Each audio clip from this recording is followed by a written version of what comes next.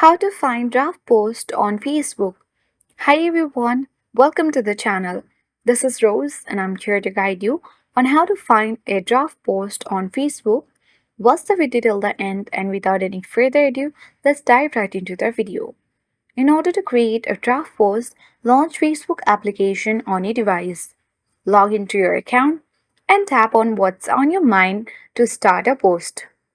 Type anything, for example, hello, and tap on the back icon at bottom right corner of the screen twice. And then tap Save as Draft and you will receive a notification with your draft. For that you can simply swipe from top to down and here you will get the notification saying your draft was saved. Tap on it. Now from here you will get all your draft posts on Facebook.